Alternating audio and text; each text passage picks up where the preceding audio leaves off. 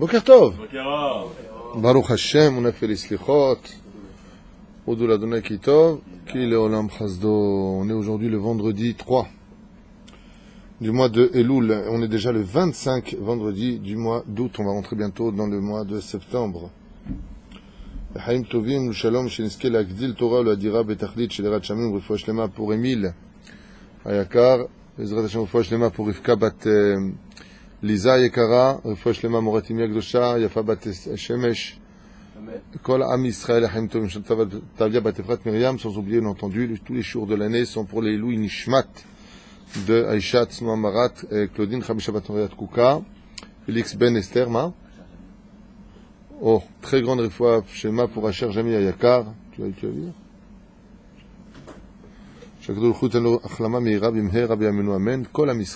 Il y a beaucoup de gens qui vont très très bien. Il y a beaucoup de mariages, tous les jours des mariages. Hein. Et de l'autre côté, il y a aussi des problèmes. Il y a des gens qui guérissent, on a Shem Gadol. Alors aujourd'hui, on continue ce qu'on a fait hier, parce que c'est des mitzvot très intéressantes, 48 mitzvot sur la paracha de Shoftim. Hein. C'est là. Le Moussar, on en a fait. Je rappelle que vous avez des dizaines, des centaines de cours sur toutes les parachutes. Regardez bien dans le site, il y a une application, vous faites descendre David Rav Twitou, un truc comme ça, et vous aurez Bezrat Hashem B'Siata Lishmaya, l'opportunité de voir les cours en audio qui ont été faits par un tzaddik nistar qui ne veut pas dire qui il est, il ne veut pas se montrer. C'est impressionnant parce que ça coûte énormément d'argent. Et je sais pas, la vérité, kol hakavod. Kol hakavod pour celui qui fait ça. Mais qu'il sache que son salaire est immense parce qu'il produit de la Torah, il divulgue de la Torah. Et sans reparler de ça, mais énormément de gens font échouer avec le cours qu'on fait ici, sachez-le. Des fois, je t'envoie certains messages, il y en a plein que je t'ai pas envoyé, mais énormément de gens mitraskim grâce à Dieu dans ces shiurim que nous faisons ici. Pas que moi, hein, je parle de l'équipe de Oel Moshe, c'est Rav Gobert Ayakar, c'est le Rav Mir Avraham, c'est aussi Asher Safati, Baruch Hashem, que Dieu le bénisse, qui vraiment s'est énormément renforcé, qui étudie le jour et la nuit. C'est, comment il s'appelle, le Rav Shmuel, qui est Rav, qui fait maintenant des études de Dayanout, qui vous enseigne.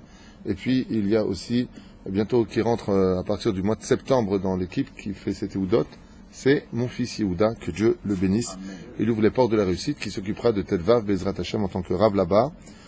Bisiata d'Ishmaya, Bezrat Hashem, une très très bonne équipe aussi là-bas, avec en tête de l'Isfit aussi, que Dieu le bénisse, fait un très très bon travail, et comment il s'appelle, Moti, qui est rentré dans l'équipe, sans oublier Asher Cohen qui est ici présent, il est dans les deux côtés Asher Cohen, voilà. Yalla, ah non, pas Yalla, je ne dois pas être ingrat, et ne dois pas oublier les gens qui nous font du bien, je remercie aussi Michael, je m'excuse pour prononcer Westen, ça c'est comme ça, Weinstein, voilà, c'est ce que j'ai lu. Chaim Tovim Shalom. Je voudrais aussi dédier ce shiur juste un instant.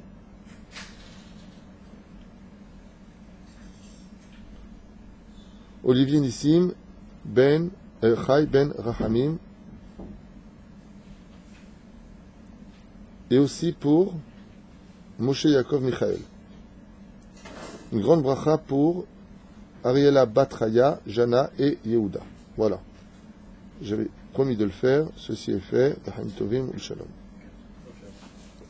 Shalom bracha lecha tzadik. On a avancé dans les mitzvot et on est arrivé à la mitzvah suivante. Yalla. Le Kimatzeva, ça on l'a fait hier. Lo lakriv bal mum over. C'est justement une des raisons pour lesquelles le Beth Amikdash a été détruit. C'est que nous n'avons pas le droit d'utiliser un défaut pour sacrifier les animaux Beth Amikdash. On est dans un paracha de Shoftim, je vous le rappelle. Il y a marqué Lo leakriv baal mum over. Tu ne sacrifieras pas un animal qui a un défaut. J'ai entendu cette anomalie-là, histoire de Kamsa, Bar Kamsa, qui est parti chercher un animal qui avait un défaut. Il lui a fait un défaut sur la route. Il a dit vas-y, faites-le sacrifier. Le Kohen l'a vérifié. Il a dit on peut pas. Il a été marqué au niveau des lèvres.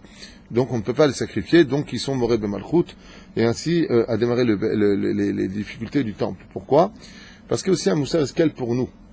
Il faut savoir que dans le Olam Haba, on dit que personne n'est parfait. Vous avez souvent cette notion de personne n'est parfait. Et qu'est-ce qu'on dit? très bizarrement, et c'est très justement dit d'ailleurs, s'il était parfait, il serait plus là. Tout à fait. Vous avez raison de le dire. Parce que dans le monde futur, on doit être parfait. C'est pour ça qu'on se réincarne. Celui qui ne sait pas, mais Alpi Kabbalah, la paracha de Shoftim est particulièrement reliée à la réincarnation. Bon, c'est pas le sujet que je veux développer avec vous, mais il faut le savoir. Ça veut dire que, comme dit le Sefer Kavayachar, celui qui n'a pas étudié la Gemara, il a étudié la Mishnah toute sa vie, mais il n'a pas fait la Gemara, il a fait, par exemple, le Barthénora, Akati, peu importe, c'est ce qu'il a fait. Alors je lui pose la question, il dit, Atalo Shalem, t'as pas étudié la Gemara. Il a étudié la Gemara, il a étudié le Pshat, mais il n'a pas étudié le Zohar. Il reviendra dans ce monde étudier le Zohar. Il a étudié le Kabbalah, le Zohar, la totale, mais il n'a pas étudié le Kabbalah Maasit. Il reviendra dans ce monde étudier la Kabbalah Maasit. Ça veut dire que, au niveau de la pensée, de l'action et de la parole, de la pensée, de la parole et de l'action, il faut savoir que dans le monde d'en haut, il n'y a que la Shlemut qui permet de rentrer. D'accord? D'où est-ce qu'on apprend ça? Du Korban. Korban Mishon Karev, qui veut dire Kirva, qui veut dire ça rapprocher. Quand tu t'approches d'Hachem, tu dois être Shalem. D'accord? Ça veut dire qu'une personne qui veut vraiment s'élever, il faut qu'elle enlève de devant lui tous les écrans défectueux de sa personne. S'il est coléreux, s'il est... Anilo est à toutes sortes de choses, s'il est avare, Dougma, ou s'il aime trop manger, ou s'il aime trop parler. Il faut qu'il contrôle absolument tout ce qu'il est pour être un korban devant Hachem. Et derrière Hagav, c'était la crainte de Sarah Imenu, comme je vous l'ai dit la dernière fois. Quand elle a vu Yitzhak, quand Talma il le tenait comme ça, elle l'a fait monter sur la tour, elle a vu Yitzhak, elle a dit quoi? Il a un défaut. C'est Alzéani Pachati, pas un défaut physique, mais un défaut intérieur. Parce que dans le judaïsme, à propos de l'homme, on vérifie surtout l'intérieur. Altistakan Bakankan Labema Sheyeshbo. Regarde l'intériorité du juif. C'est pour ça que, homme comme femme, si on veut vraiment s'approcher d'Hachem, parce que je vous affirme une chose, si vraiment on était proche d'Hachem, ni l'or, je vais aller très loin dans mes mots, ni l'or, ni l'argent, ni la santé, ni quoi que ce soit au monde, nous ferait barrage. Il n'y a rien qui pourrait nous faire barrage. La dvekut b'Hashem v'atem adevekim Adonai Elochem chaim kulchem hayom. Celui qui veut savoir vraiment c'est quoi vivre, vraiment vivre, c'est le dabek b'Hashem. Vraiment. Tous les plaisirs du monde ne sont que éphémères, vanité, nuls, stupides et non avenus à côté de la dvekut b'Hashem, de parler avec Hachem, de ressentir une fois Hachem. Moi, je fais une parenthèse, très très brève. J'ai ressenti une fois dans ma vie, ça m'est arrivé. Pendant une idée des doutes, j'ai eu une fois dans ma vie ça. Ça a été le plus beau moment de ma vie. Je parle de ça il y a très longtemps. J'étais en pleine beau des doutes comme ça dans un chantier. Et j'ai ressenti comme un souffle d'Hachem qui était proche comme ça. Alors peut-être que je me suis trompé, peut-être que je dis n'importe quoi, j'en sais rien. Mais j'étais en train de parler à Hachem et j'étais en train de lui demander de se rapprocher, de me faire confiance, j'ai senti quelque chose d'extraordinaire. Ce bonheur-là, tu le retrouves dans aucune jouissance que Dieu a créée pour le physique. Aucune. C'est quelque chose qui te prend, qui t'emmène vers un univers, waouh! Ça existe? C'est-à-dire que tu poses la question, quoi? Ça existe, ça? Tu es choqué. Et la reine, c'est Kirva, celui qui veut être un korban, Pérouche Adavar, il ne va pas se suicider, mais celui qui veut être un korban pour Hachem, qui veut s'approcher d'Hachem, il faut qu'il sache qu'il doit être complet au niveau de la pensée, aucune pensée impure. Il doit être propre au niveau de la bouche, la façon dont il parle, la façon dont il s'exprime. Il peut être franc, il peut être ce qu'il veut, mais soit toujours propre. Les mots qui soient propres et les actions. S'il a ces trois choses-là, qu'il est aimé des hommes, alors automatiquement il sera aimé de Dieu et il peut ressentir la kirva. Ce que je suis en train de vous dire, ce n'est rien d'autre que Naaseh Vinishma. Qu'est-ce que c'est Naaseh? Faisons de nous ce que je viens de dire pour entendre la Torah. Si tu veux vraiment entendre la voix d'Hachem.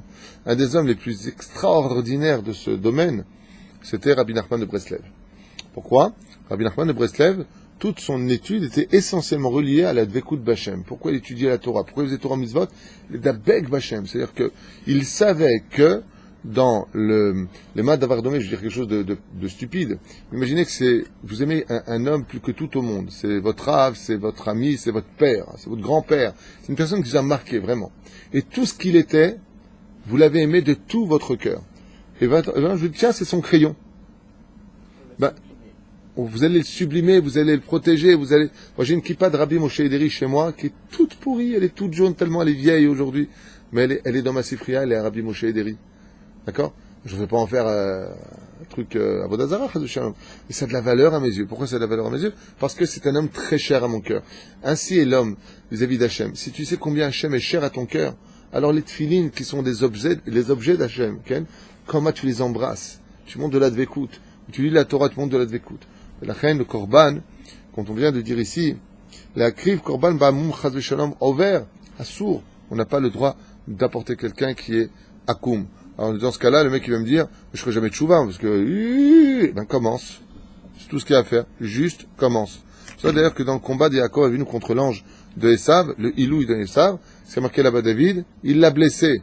Quel était le but de le blesser? Pourquoi il l'a blessé? Parce qu'il était chalem, pour rendre pas saoul. Pour rendre pas saoul. Il était chalem, c'est pour ne pas qu'il soit... Alors, Yaakov il était chalem, mais maintenant il est plus chalem. Et donc qu'est-ce qu'il a fait Hachem? Il est obligé de le guérir. C'est pour les enfants d'Israël. Quand on est sorti d'Égypte, il y en a qui sont sortis aveugles, sourds, muets, il manque une jambe, ou manque un bras, manque un doigt, manque un bout de nez, manque un bout d'oreille. Quand on est arrivé au Har Sinaï, pendant ces 49 jours de convalescence, le Créateur du monde ne pouvait pas donner la Torah, chas v'shalom, à un peuple imparfait. Et je finirai juste avec ça. Il nous a guéris. Et pour la fin des temps, il y a un très beau signe. Pour la fin des temps, merci Hachem, le Créateur du monde, comme ça nous dit les Chachamim, pour la fin des temps, quand viendra le Melech HaMashiach, et c'est Mamash Karov Meod, c'est très très proche, eh bien, les enfants d'Israël deviendront de plus en plus beaux et de plus en plus parfaits. La stature du peuple d'Israël, des hommes et des femmes, nos enfants seront de plus en plus beaux. Et c'est ce qu'on voit aujourd'hui. Ouais, physiquement. Nachon? Quand toi tu vas souvent à Tel Aviv aussi, même tous les jours, tu vois le peuple d'Israël, Béhémet, la jeunesse, elle est belle. Les gens sont beaux en Israël. Baruch Hashem, les hommes, les femmes. Bon, tu peux tomber sur Halikam Shuma, ça peut arriver. Keikaron, Mamash, le peuple d'Israël est un beau peuple. Et pourquoi? Il y en a qui disent que c'est un siman que la venue du Mashiach est là, car Dieu ne veut pas se dévoiler devant un peuple sur lequel il manque quelque chose. Quoi. Il faut d'abord il y a fait, d'abord parfait. Je pense que oui. Ben, c'est pour ça, je voudrais juste te dire quelque chose, une parenthèse à ta question, est-ce qu'il devrait nous guérir, pour ceux qui n'ont pas entendu, tu as quelque chose d'important. L'effet de surprise n'intervient que quand tu t'y attends pas du tout. Mais l'effet de surprise surtout intervient quand tu es arrivé au bout du bout, du bout, du bout. C'est-à-dire que quand tu arrives à un point de non-retour, et que d'un tout, en allant au fond de ce non-retour, il y a quelque chose qui se dévoile et qui te sauve la vie. Alors c'est une vraie Géoula. Le Mahad Avardomé, je vous donne un exemple. Un jour, un homme était en train de nager dans les profondeurs de l'eau, sans bakbouk, sans bouteille d'oxygène. Et il était tellement émerveillé par ce qu'il vivait et ce qu'il voyait, qu'il en a oublié qu'il était juste à 36 mètres sous l'eau. Il a fait le calcul d'un coup en se réveillant, en comprenant que ses poumons étaient maintenant oppressés, que s'il remonte jusqu'en haut, il ne pourra pas y arriver. Alors il s'est rappelé qu'il y a encore plus bas une grotte avec une poche d'air. Qu'est-ce qu'il a fait? Il s'est enfoncé encore plus.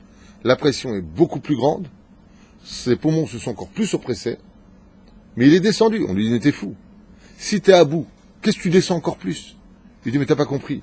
Ma seule sortie maintenant, elle est dans cette grotte qui a une bouche d'air et qui a un couloir qui remonte dans la montagne. Des fois, il faut s'enfoncer encore plus,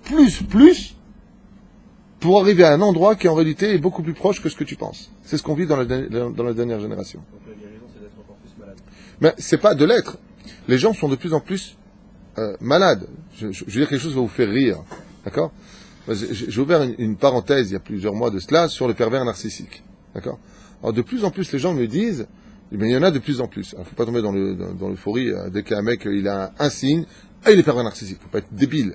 Alors c'est vrai que réellement, moi-même après certaines réunions ou certains rendez-vous que j'ai eu avec des couples, il y en a de plus en plus.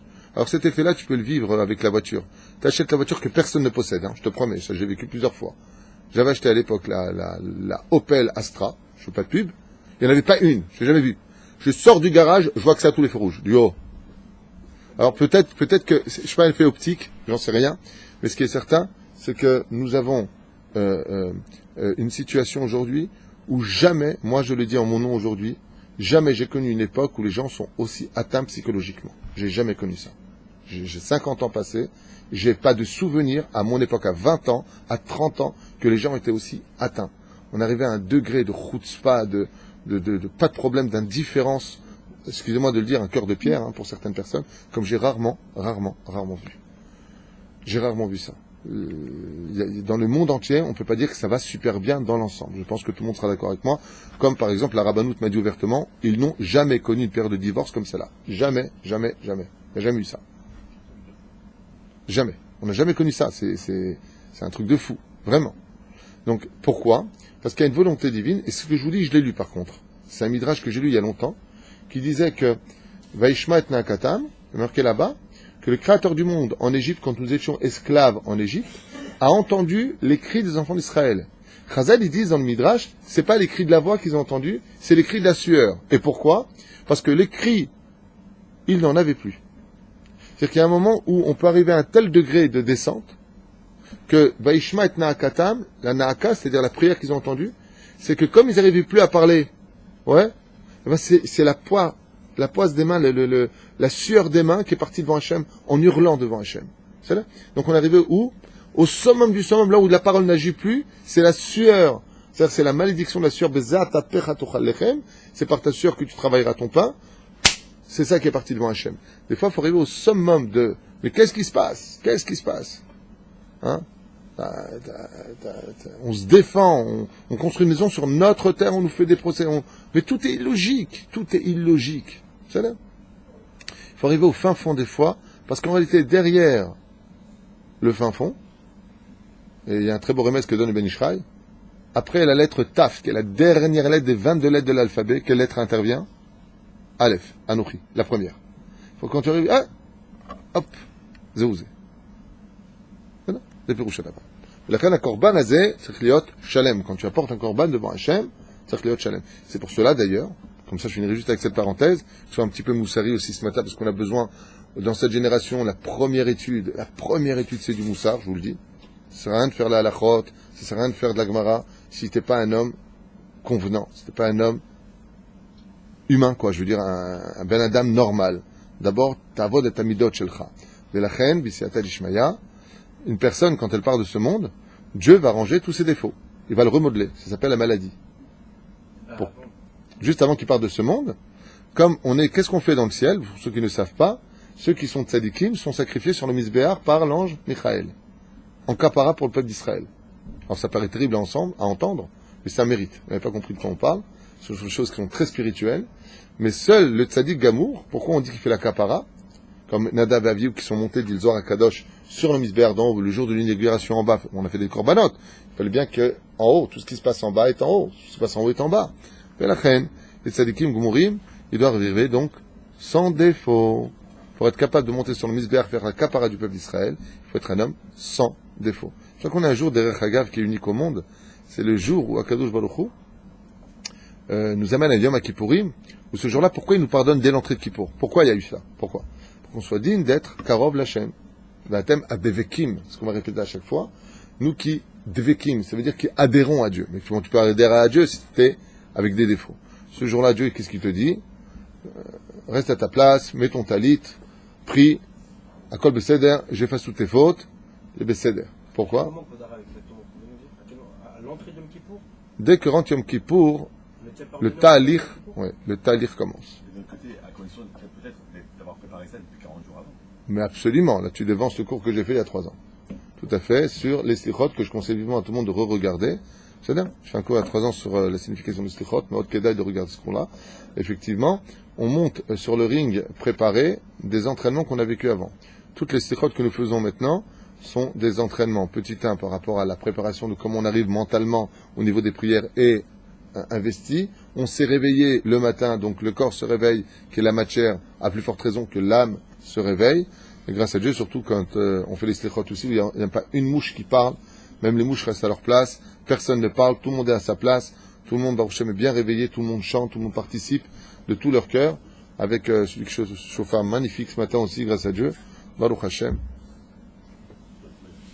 Hein? Bon d'accord, c'est témoin alors. Je peux pas me faire un compliment une fois, je peux pas un mot pour moi. וזה פירוש הדבר. עכשיו בואו ניכנס לפרטים של המזבח. Je te disais, juste pour finir, que le niftar, la personne qui décède, pourquoi elle souffre tellement, elle est réduite à une situation bizarre, de souffrance, mais c'est tout simplement quand Hachem lui enlève tous ses défauts. Alors elle va lui enlever l'orgueil, maintenant il va demander pardon avant de mourir, il va se remettre en question ce qu'il n'a jamais fait de sa vie, il va, pour que quand il quitte ce monde, comme on dit, heureux l'homme qui est mort de grandes souffrances à tel point que c'est une mise-là de marquer sur la tombe du niftar, quand une personne décède et que cette personne a énormément souffert, c'est vrai que les Chtov, on marque comme ça, le niftar be'isurim kashim.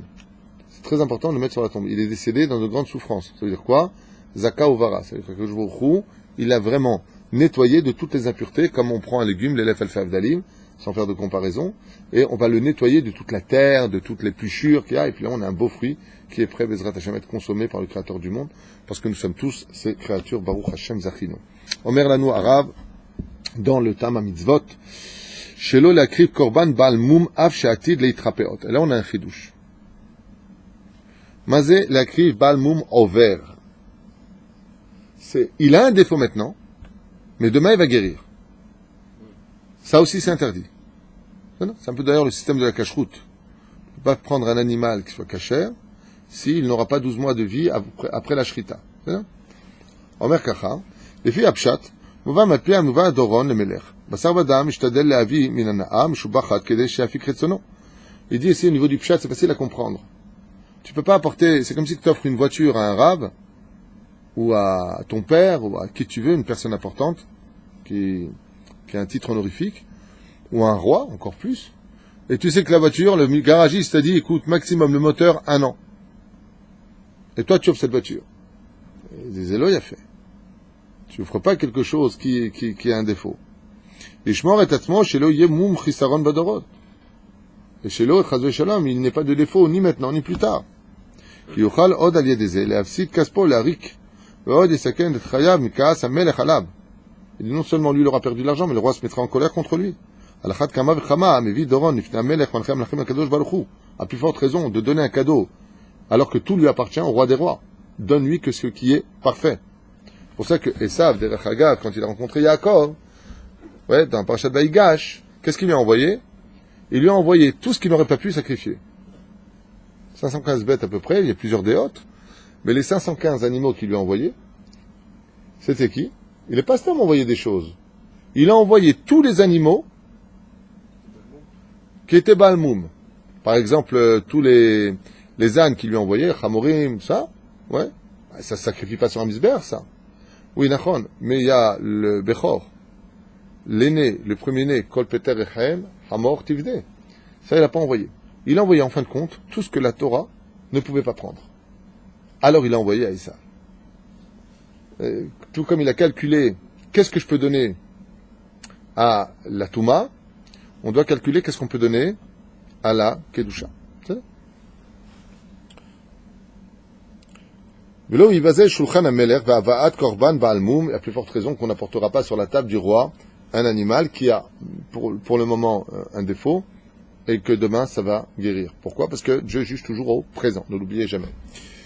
Les 7 Beddin Agadol, mitzvat, donc d'obéir au Beddin Agadol, quand le Beddin nous donne un ordre, il faut le faire.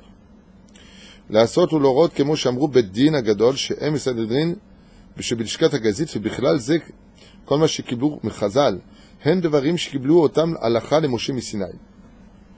En deux mots, ce que vient nous dire cette loi que nous avons dans la paracha de Shoftim, c'est que quand les Dayanim te jugent, et ça par contre tu peux l'entendre à maintes occasions, tu viens pour un conflit alors qu'à tes yeux tout est clair, tu es gagnant, tu sors, tu es perdant. Je ne parle pas des lois goy, faites très attention, je ne parle pas des lois laïques, je parle des lois rabbiniques. Et il te dit, ici, sache que les lois c'est un chok de Moshe Bissinaï. Quelqu'un a un conflit, maintenant toi tu as 100% raison. Tu viens devant les Dayanim et ils te disent, t'as l'autre Sodek, t'es Shalem. Tu dis, attends, mais tu me chéris ou quoi? C'est un pot à sourd. Tu fais un sourd de Horaïta, si Chaz de Shem, tu contredis les Dayanim. C'est là. Alors, la question qu'on se pose, c'est est-ce qu'on peut faire appel ou pas? C'est là. On peut. Dans l'absolu, on peut faire appel, on peut demander aval à la condition où on a un Dayan qui mousmar qui dit aval po aïta takala. Ça veut dire toi, tu peux pas le faire. Bon, c'est un peu comme les lois, je pense, chez les laïcs. D'accord? On peut le faire. Hein? Les choses d'appel, ça, ils sont vus. Il y a Bien. On pourrait faire un jugement rabbinique. Pour la simple et bonne raison, c'est que si tu as des preuves d'un autre Dayan qui est plus grand, ça veut dire que tu vas voir, tu as été jugé par le Rav Zagritou. Ok, tu sors, tu payes. Tu rencontres le Rav Ovadia Yosef, qui est Mal Koulam. Tu lui exposes ton problème. Ma pitom, il écrit une lettre. Il ramène Choshet Mishpat. Preuve. Il y a une takala dans votre jugement.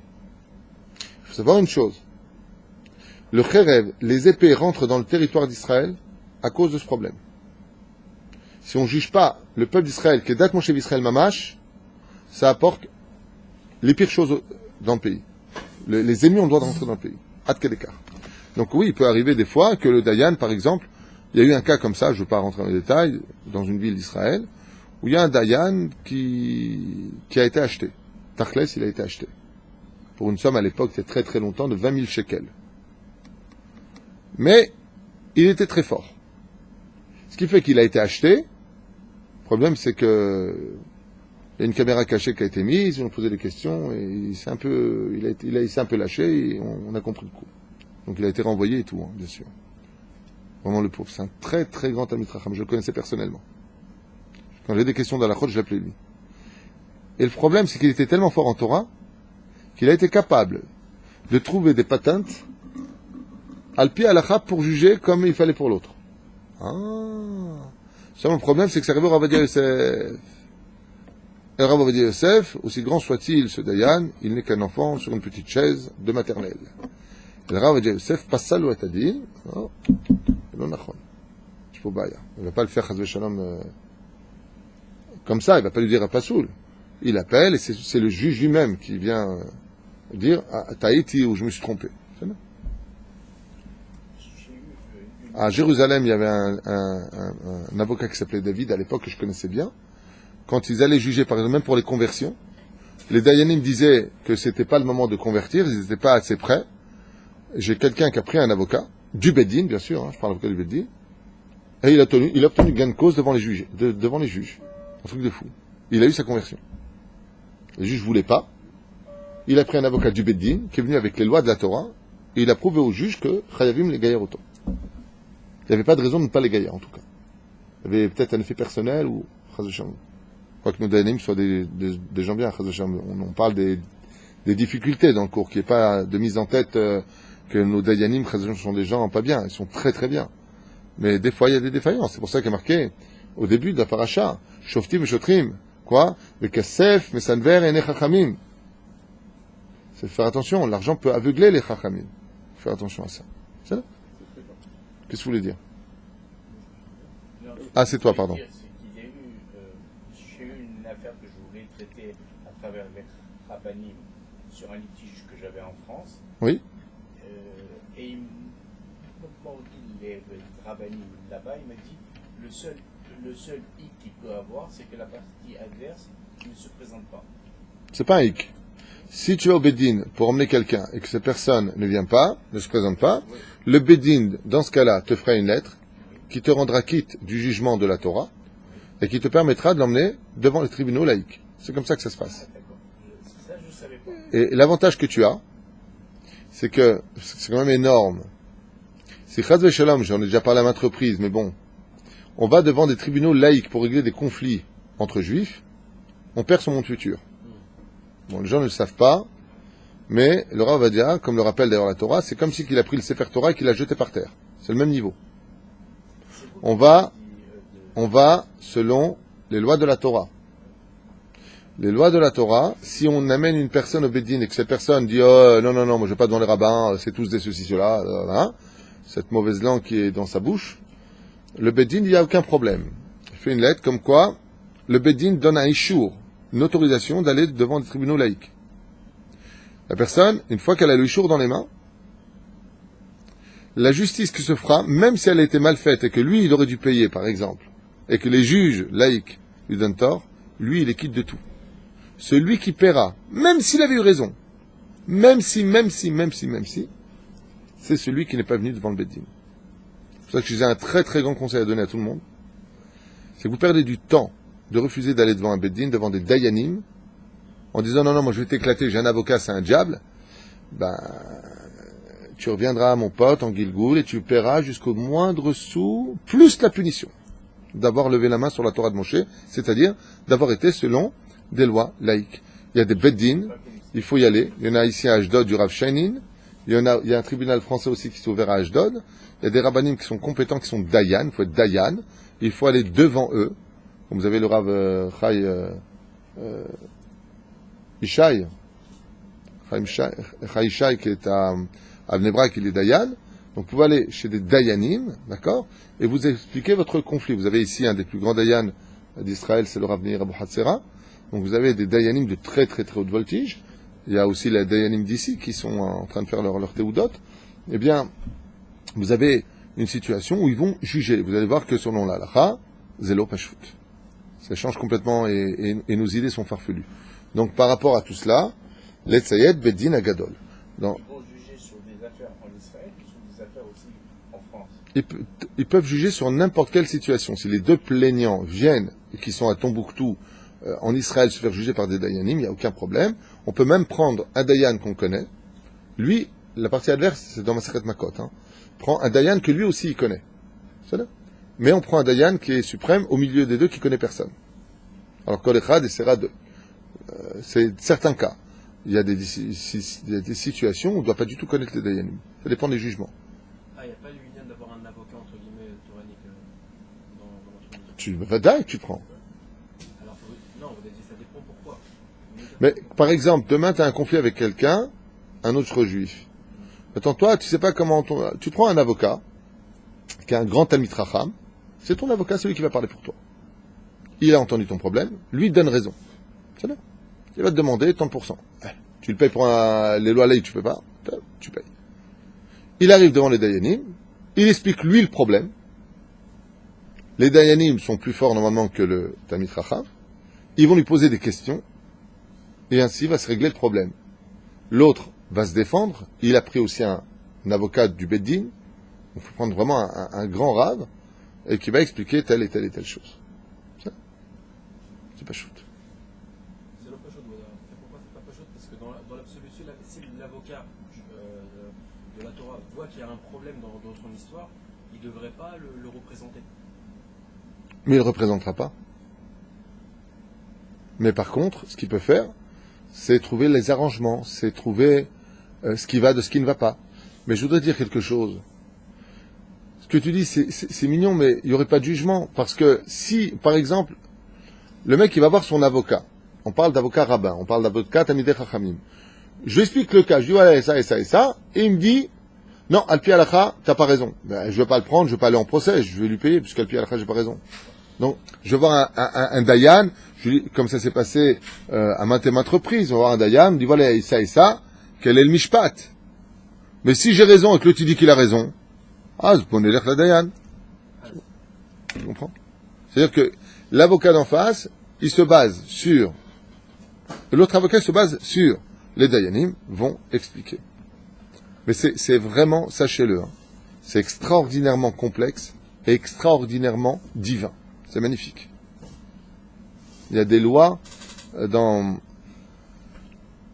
Baba Batra, Baba Kama, donc ça dépend des Nizikim, qui sont vraiment impressionnantes. Il y a quelqu'un qui a eu un conflit là, dans un yeshuv, avec un mur qu'il a monté sur le territoire de l'autre. L'autre lui a dit, il n'y a pas de problème, tu peux le faire parce que son terrain allait en glissant.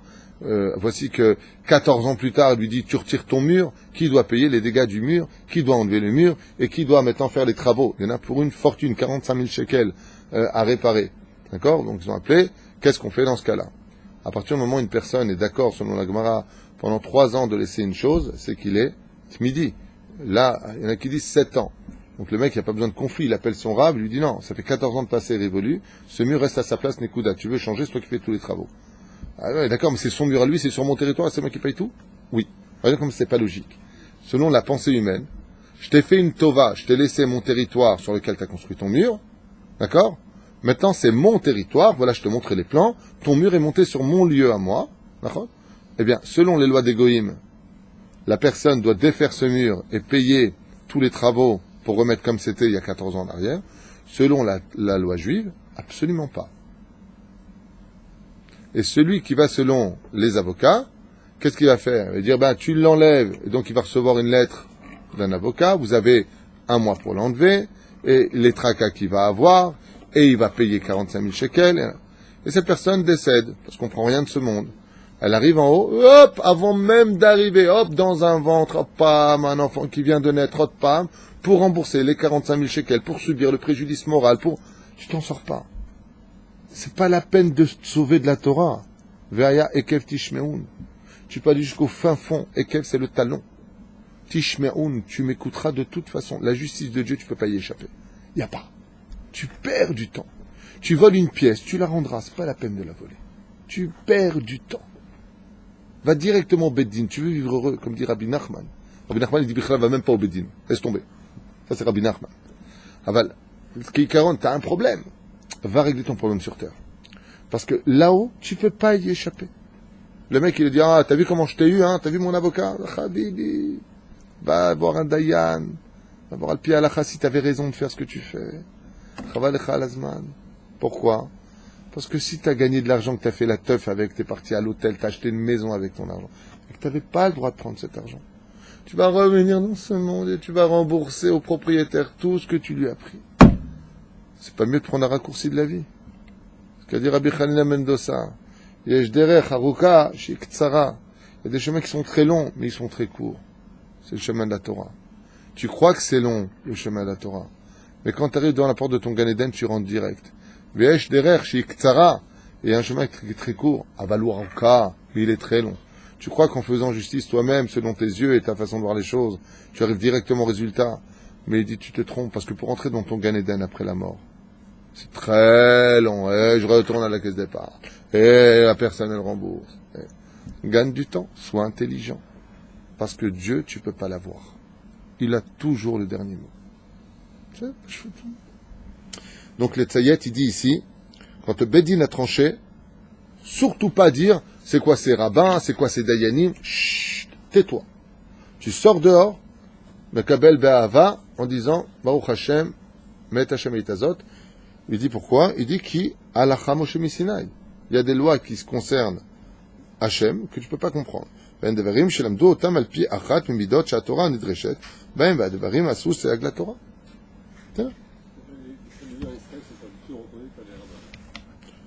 Les tribunaux en Israël ne sont pas reconnus par les rabbins? Absolument pas. Vous dire que non. Mais c'est là qu'on a une guerre. Vas-y, la Cour suprême.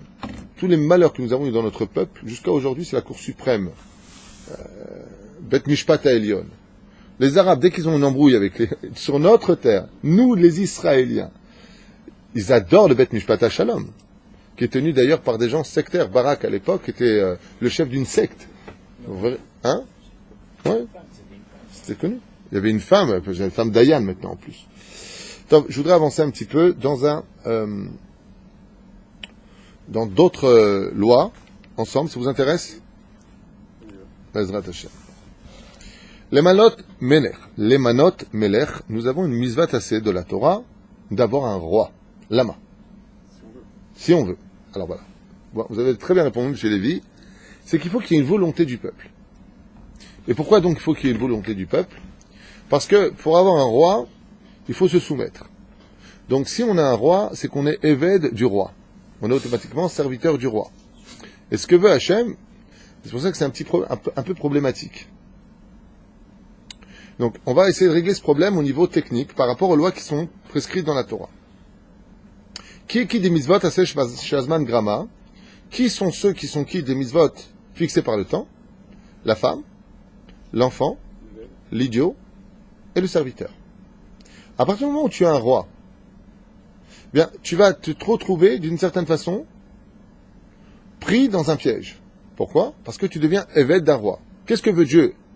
C'est la fête de Rosh Hashanah, pour ceux qui n'ont pas encore compris. Qu'est-ce que veut Hachem? Il veut être, lui, le roi. Ha-melech ha-kadosh, ha-melech ha-mishpat. Hachem veut être le roi. C'est pour ça qu'on ne va pas arrêter constamment, pendant la prière de Rosh Hashanah, de crier Dieu est roi, recevez le roi. Avinu malkenu, melech, melech, melech. Pas comme le message qu'on envoyait hier. Un chassid qui rencontre un homme qui pleurait comme ça, il lui a dit, mais pourquoi tu pleures? Il lui a dit, parce que c'est Rosh Hashanah qui arrive, j'ai peur. Et lui, il a éclaté de rire. Il lui dit, toi, comment est-ce que tu peux rire? Il lui dit, parce que le juge, c'est mon père. Avinu Malkenu. C'est là. J'ai confiance, c'est mon père, même jugé. C'est les enfants d'Israël. Zachinu. Baruch Hashem. Mais il mérite. Aval, est-ce qu'on devrait avoir un roi? C'est pour ça que Shmuel, quand on lui demande un roi, se met dans un état de colère. Ils ont demandé des bizatas assez d'oraïta. Le peuple veut un roi. Il dit, aval kechol agoim. Ça, c'est pas valable. Ça veut dire que, où est le piège de la royauté? Pour ceux qui n'ont pas compris, c'est très simple. Dieu nous a donné des ordres. Mais le roi, tu dois lui obéir. Sinon, ça s'appelle Mored de Malchut. Tu as trahi la couronne du roi. Et si le roi, il te dit maintenant, vous annulez Shabbat, c'est un ordre. On ne doit pas l'obéir.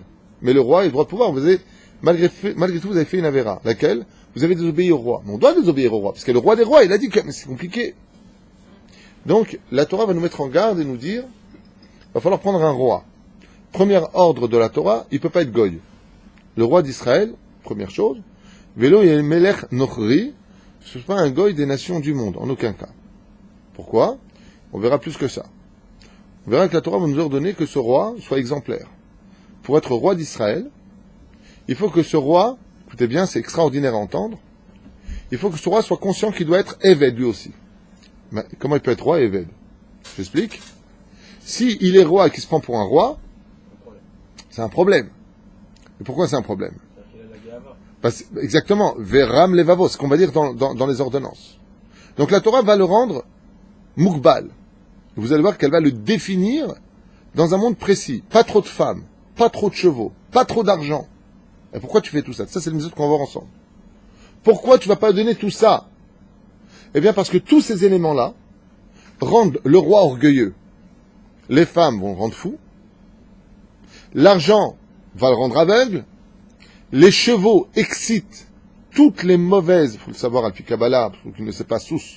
Le cheval a la force de dévoiler la débauche dans l'atmosphère, pour ceux qui ne savent pas, comme ça vous le saurez, Alpi Kabbalah, le cheval ken.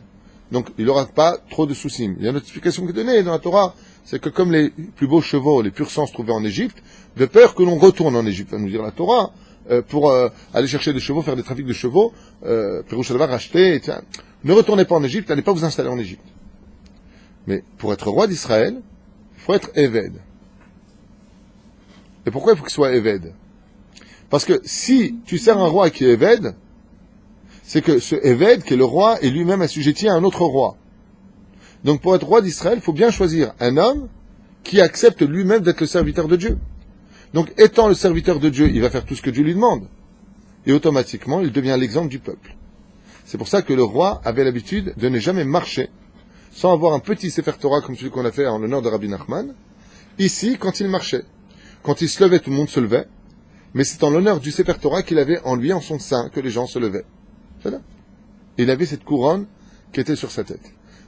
Soum tassim alecha melech. Tu mettras sur toi, soum tassim.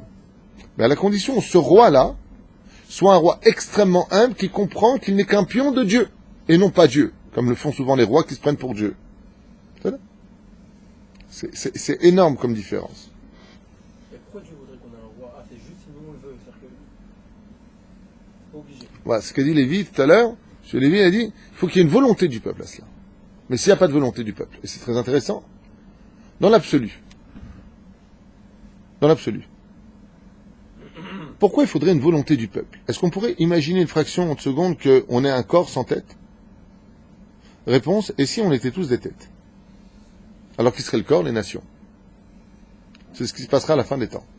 Quelque part, il y aura un roi, mais il y a une volonté quelque part bizarre, je dis une volonté qui existe en potentiel et non pas en réel, mais c'est un potentiel, où la Torah nous aurait laissé l'option d'être guidés par les lois de la Torah, parce que nous-mêmes, on aurait été dignes d'être rois de nos familles. Et c'est une volonté qui a toujours existé dans les préludes du judaïsme. Ça s'appelle Mishpechot Adama. Tu le vois, par exemple, chez toi, tu as des enfants, grâce à Dieu que Dieu les garde, tu as une femme merveilleuse. Tu es qui chez toi? Le roi. Ta femme, la reine, les enfants, les sujets, ta maison et ton royaume. Tu n'as pas besoin d'un roi qui va diriger ta maison. C'est là. Tu n'as pas besoin d'un roi qui va diriger ta maison. Mais tu es roi dans ton domaine. Il y a quelque chose un petit peu qu'on retrouve un peu aujourd'hui dans cette époque messianique, qui a Am Chofshi, un peuple libre. On veut plus qu'on nous dise, il y a une volonté comme ça, je ne sais pas si vous remarquez, arrêtez de me dire ce que je dois être, ce que je dois faire, même dans le monde de la Torah, ne viens pas me dire ce que j'ai à faire, ce que j'ai à dire. Alors, c'est vrai, mais n'oublie pas que derrière la boue, il y a toujours un diamant. C'est-à-dire que derrière cette anomalie se cache toujours quelque chose de grand. Quand tu vois l'obscurité qui devient plus en plus épaisse, c'est qu'il y a une énorme lumière qui est derrière. C'est automatique. Pourquoi? Parce que s'il n'y avait rien, qu'est-ce que tu as tellement à cacher? C'est un effet psychologique. Il y a des effets psychologiques. C'est comme tu vois une porte, 2 portes, 3 portes sur quelque chose. C'est qu'il y a quelque chose qui est caché. Mais la reine, il y a une volonté quelque part aujourd'hui qui est carapacée par la clipa de l'orgueil, mais qui s'exprime par le fait de dire arrête de me dire ce que j'ai à faire. Il serait temps que moi-même je grandisse au niveau de l'État d'être un grand dirigeant. Et c'est pour ça d'ailleurs qu'aujourd'hui, tu le vois, en Israël, cette clipa, tu peux la constater. Tu viens travailler chez quelqu'un qui t'apprend le métier, 2 mois plus tard, tu vas faire exactement la même chose. Cette volonté d'être indépendant. Pourquoi? La Mishnah nous dit pourquoi. C'est pas une insulte, au contraire. C'est parce que les enfants d'Israël ont une neshama qui vient du roi des rois. Et la Mishnah nous dit dans Shabbat comme dans Brachot, Ki bnei melechim anachnu. Nous sommes des fils de rois, donc on est des princes. Un juif, c'est un petit roi, qu'on le veuille ou qu'on ne le veuille pas. C'est pour ça aussi que grâce à ça, on a passé toutes les difficultés depuis 2000 ans, c'est-à-dire que les pogroms, etc. On a été à cause de ce côté rousse-pas de dire on est des maîtres et vous ne vous affligerez pas ce que vous avez envie de faire, même les nations du monde. Mais absolument, c'est extraordinaire ce que tu viens de dire parce que c'est exactement la réponse. Bravo Hacher. Mamash, bravo. C'est exactement cette anomalie-là qui nous a fait exister aujourd'hui. C'est-à-dire que le fait d'avoir eu en nous cette humilité si grande en tant que peuple, et en même temps ce reflet d'être un roi quelque part, qui ne nous a pas pliés aux lois des nations. C'est-à-dire que le peuple d'Israël ne s'est pas assimilé grâce à ça, justement, parce que nous sommes des fils de rois. La Torah appartient au roi des rois, et il l'a donnée à son prince, le peuple d'Israël. C'est marrant, mais quand tu veux garder un bon fruit, qu'est-ce qu'il faut que tu fasses? Tu le laisses dans sa clipa. C'est pour ça qu'aujourd'hui, quand on arrive en Israël, on retire la clipa de plus en plus de notre peuple. Et alors, qu'est-ce qu'on voit quand on retire la clipa? Eh bien, on voit plein de clipas par terre. C'est ce qu'on trouve aujourd'hui. Tous les péchés que vous trouvez dans notre pays, qui sont des péchés qui paraissent très grossiers, si on devait les déterminer, ne sont qu'en réalité que le fruit est arrivé sur la table du roi. Le roi des rois, c'est Hachem. Il est en train de retirer l'épluchure. Tu prends une orange. Ouais. Tu retires l'épluchure. Qu'est-ce que tu vois au moment où tu retires l'épluchure? Eh bien, que de l'épluchure. Mais si tu es capable d'attendre que tout est posé sur la table, tu verras quelque chose de matok, de doux et de juteux, de bon et rempli de protéines. Rempli de tout ce qu'il faut. C'est ça le peuple d'Israël. On a une clipa qui fait notre défaut, mais en réalité, elle nous a gardé de certains problèmes. Si on n'avait pas eu ça, on serait peut-être tombé. C'est un mal pour un bien. C'est toujours un mal pour un bien. Exactement. C'est pour ça qu'il ne faut pas juger dur notre peuple. Ça n'empêche pas de faire des cours en expliquant que ça, c'est pas bien, ça, c'est bien. Il ne faut pas tout confondre. Les gens, ils disent, faut pas juger, faut rien dire. Non, nachon. Ça va pas, faut s'améliorer. Mais au fond de notre cœur, il n'y a que de l'amour. C'est pas des jugements. Tout comme quelqu'un vient me dire que j'ai un problème, ben, Vakasha, dis-moi ce qui va pas, je vais m'arranger. Peut-être que je n'ai pas été bécédaire. Peut-être que ceci. Alors, il y en a qui me disent, vous êtes trop franc dans votre façon de parler. Je lui dis, mais vous êtes 2% sur 98% qui me disent, on écoute vos cours parce que vous avez un franc-parler. Alors, ce qui est vu comme défaut peut être vu aussi comme étant une grande qualité. Un ilo idéa. C'est pour ça qu'il y a des gens qui sont capables de prendre les épluchures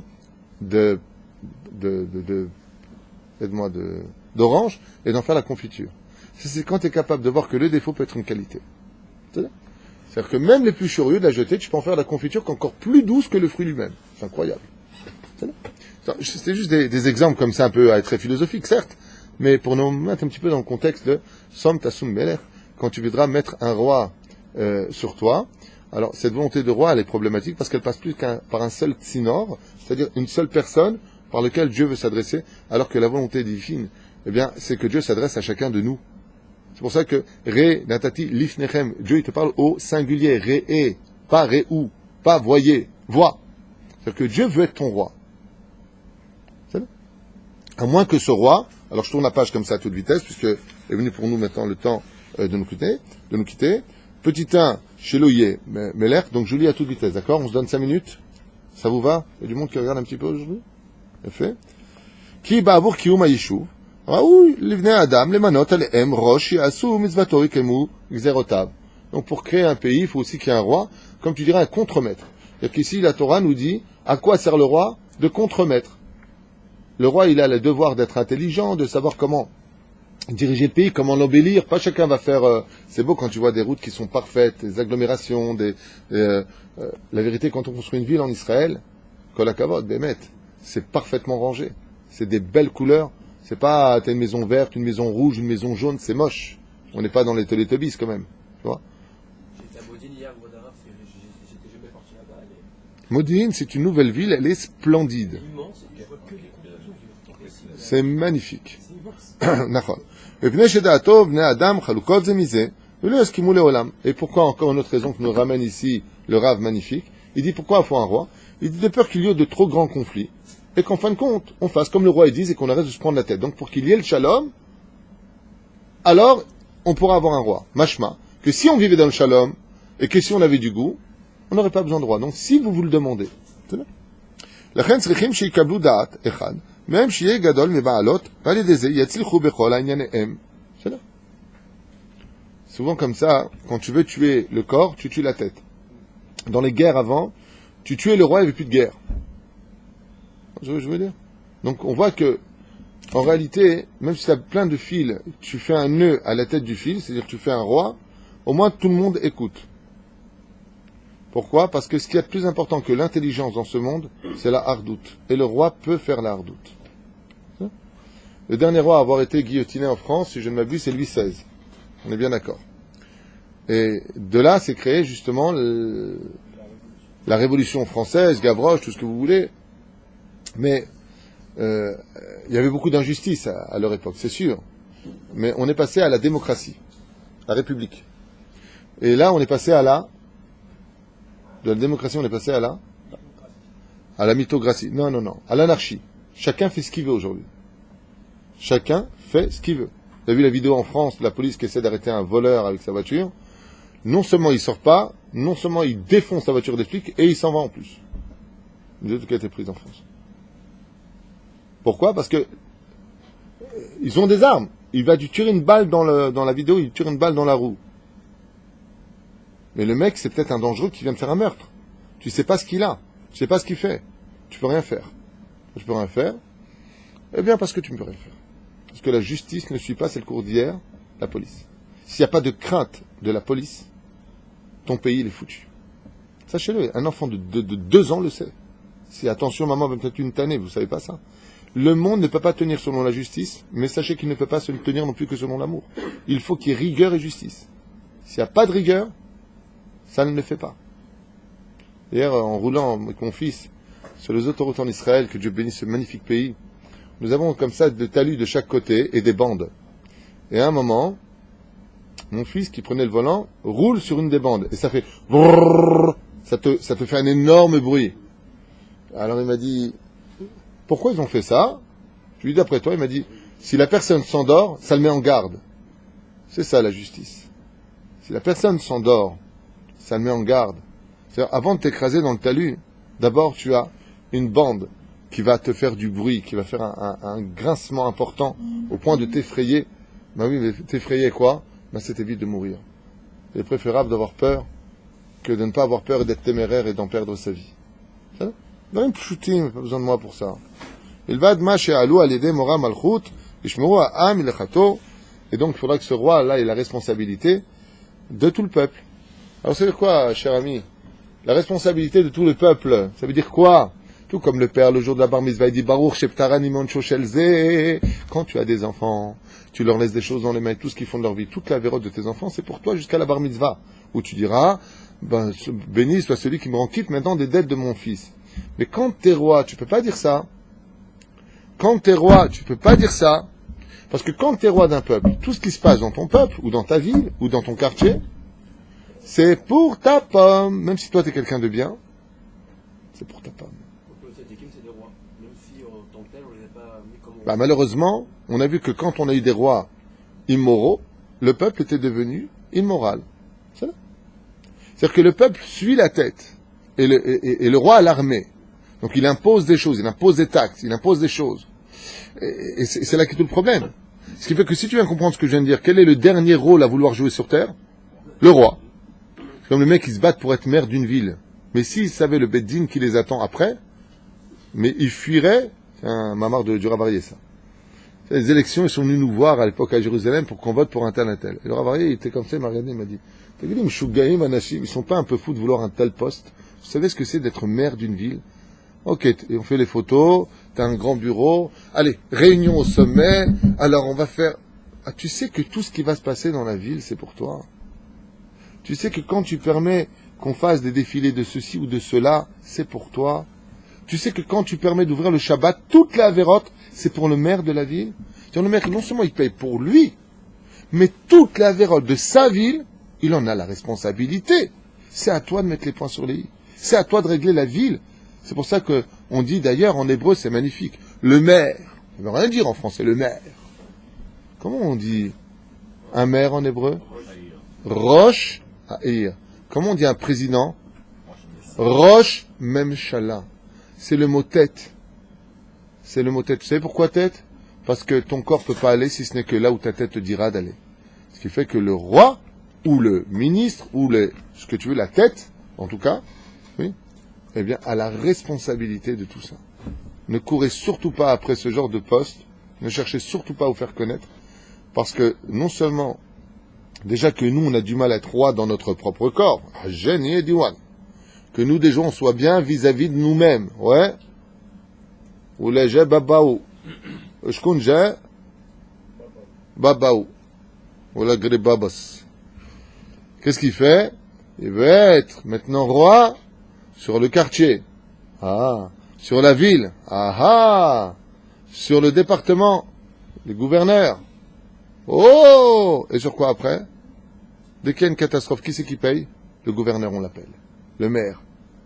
Des villes sont bombardées. Qui c'est qui intervient? Le maire. Mais vous n'avez pas fait, on lui dit, des bunkers pour protéger votre population?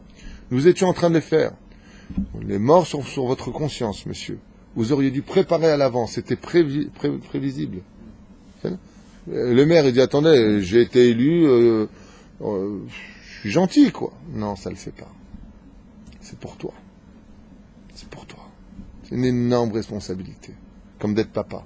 C'est une très grande responsabilité. Les religieux, ils sont aussi pour donner des conseils, pour donner des préférences. C'est un problème, ça. Tout à fait. Donc, qu'est-ce que va nous dire le roi? Pourquoi? C'est ce qu'on verra à une autre occasion, parce qu'il est déjà tard. Sousim, comme on l'a déjà expliqué, de ne pas s'installer là-bas, qu'il n'y ait pas trop de femmes,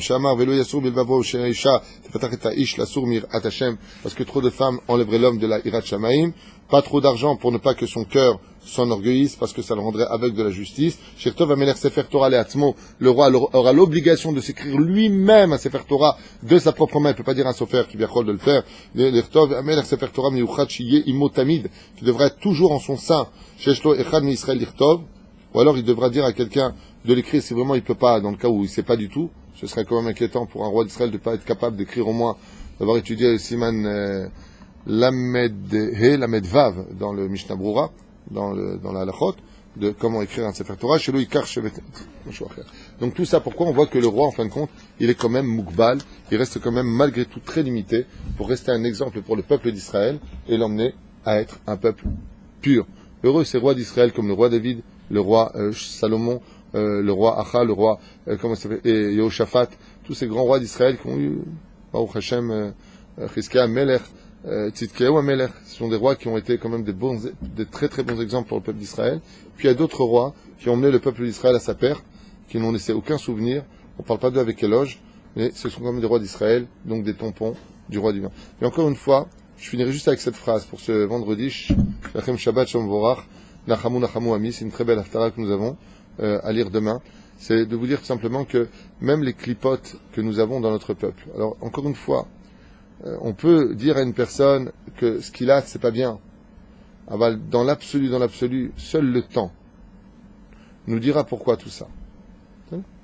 Et quand tu viens planter une vigne, tu prends une graine, tu creuses, tu la mets dedans, tu mets de la terre, tu mets de l'eau. Et bizarrement, il faut que cette graine meure, pourrisse, devienne noire et inutile pour qu'elle commence à germer. Et de cette graine qui a été plantée, elle te sortira des centaines de raisins juteux qui enivreront ta tête parce que ça reviendra aussi peut-être du vin. Et c'est pour ça qu'il faut attendre la fin de l'histoire du peuple d'Israël. Après, Bezrat Hashem, on doit prendre aujourd'hui sur nous, dans le mois de Elul, Behemet, de s'efforcer de juger chacun des kafsrout. Ça ne veut pas dire que si on a vu un défaut, on voit un danger. Si un rave, par exemple, enseigne quelque chose qui pourrait faire tomber certaines personnes, ou un professeur, ou une parole qui a été dite de quoi que ce soit, qu'on voit qu'il y a un danger, c'est une misva d'agir. C'est une misva d'agir, de dire, oh, là il y a un problème. Il ne faut pas tout confondre. Mais ça ne veut pas dire qu'on n'aime pas la personne, et ça ne veut pas dire qu'il est totalement mauvais. Aval yesh dvarim shem mesukanim. C'est là. Puis, il y a des choses qui sont bien comprises, il y a des choses qui sont moins bien comprises.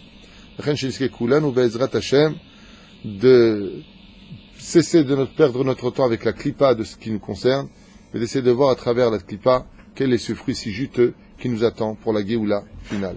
Kol Tov.